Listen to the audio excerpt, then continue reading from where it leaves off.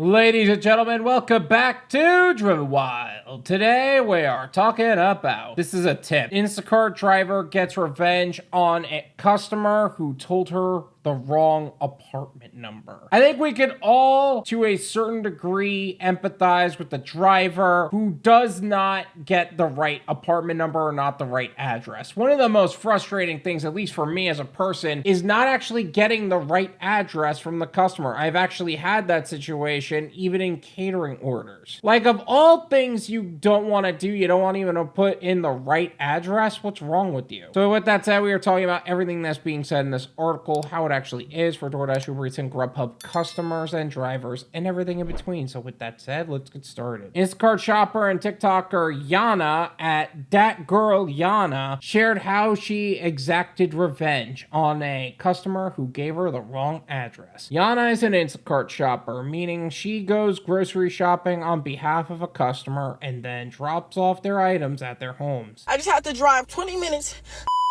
to Target, right? I'm going to leave our TikTok as well as her profile in the description so you can develop your own opinions on the subject. I ain't never been to Target in my life, bro. Been that for an hour and a half. Don't know where at, bro. Okay.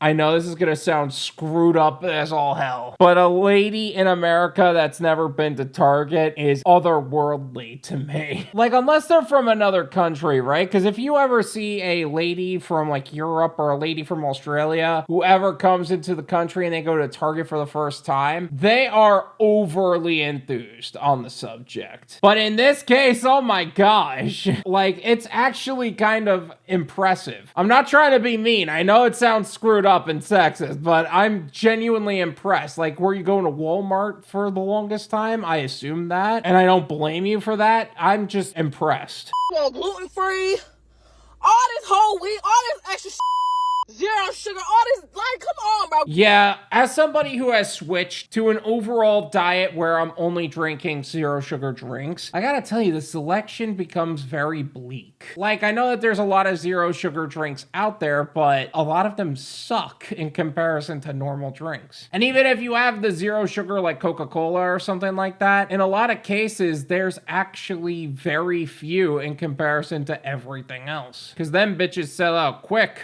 Tell me building 2, bro. Building 2, upstairs. Somebody the got a case of water, 2 12-pack of Gatorades, milk, cereal, all this bro. Bro, I pull up. She said, building 2, apartment 7B. On my soul, swear to God, I would have never read that all this she got. I go to building 2, that bitch say building 2. After I put all this upstairs, bro, somebody come out, oh, I didn't order this. You mean you ain't ordered this? The point all the way across the parking lot. I'm like, oh yeah, that right there is 7B. I'm building 2. That is so frustrating. The GPS probably took you to the wrong place, right? And this is probably one of those apartment complexes where the GPS just takes you to the front gate or to the very first building in front. And then you have all these other apartments that you have to find among those apartments which one the right unit is. And they never properly explain the right unit. And if they do, one wrong turn and the entirety of the paragraph doesn't make sense. Boom, bitch, had to take all the Hey, grace to the lady that said that because she helped me. But do you see my face? I'm too pretty to be looking like this.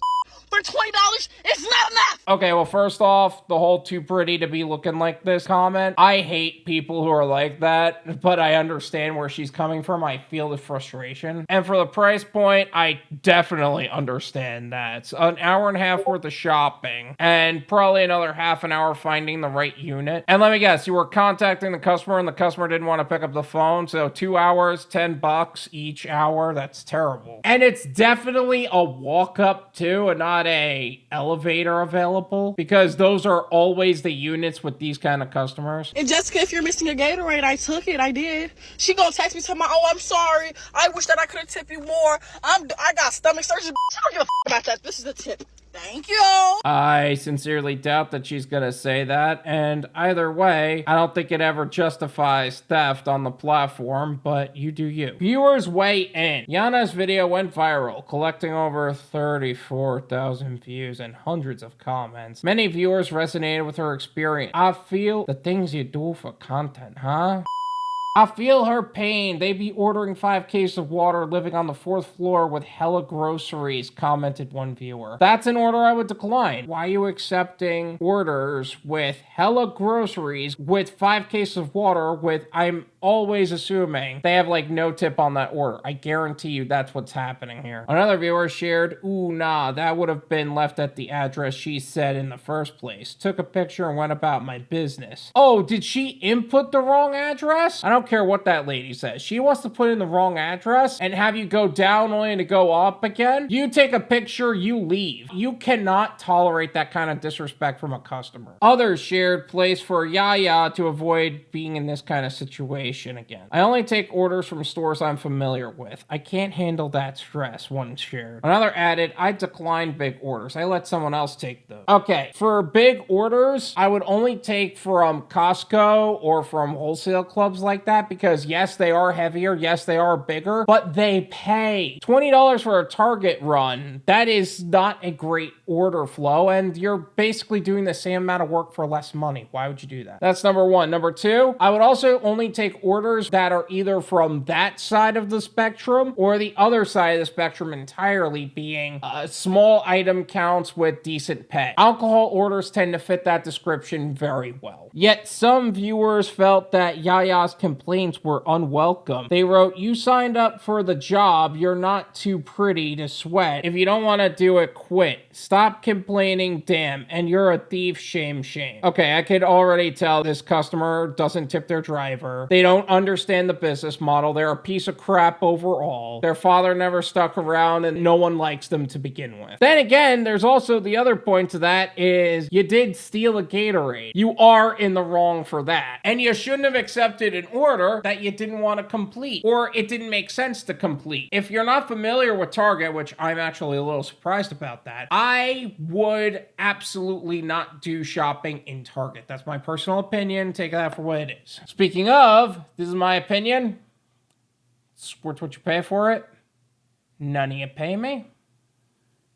There you go. This shopper is in the wrong in the following ways. She took an order from a store she's not familiar with. She took an order from a store that wasn't paying the proper amount for the time she was committing to it. She took an order with items that were specialty items and probably missing a bunch of stuff too. That's number 3. Number 4, she stole a Gatorade from the customer in her order. Those are where I believe the driver is wrong. Let's talk about the shopper. She probably tipped her driver pretty well. Let's be realistic, or fairly. But she also didn't put in the right address. Or she didn't put in the proper instructions of how to get to her address. Maybe it's one of those apartment complex communities where it takes you to the front gate or just beyond the front gate and then you have to kind of find the right building. That should have been made clear. If she didn't do that, she sucks. But either way, if you don't want to do an order on Instacart, don't do the order. Don't just take whatever you could get. That's why you diversify your gig portfolio. That's why you develop an exit strategy and treat the gig economy as an income bridge to what would be a long-term goal and not the goal. Because no one's going to look out for your best interest better than you are. Although I will say, no one is too pretty to sweat. You need to get that out of your system right now. Thank you so much for watching. I really appreciate it. As always, make sure to hit the like button, subscribe if you're new, and I'll see you guys next time.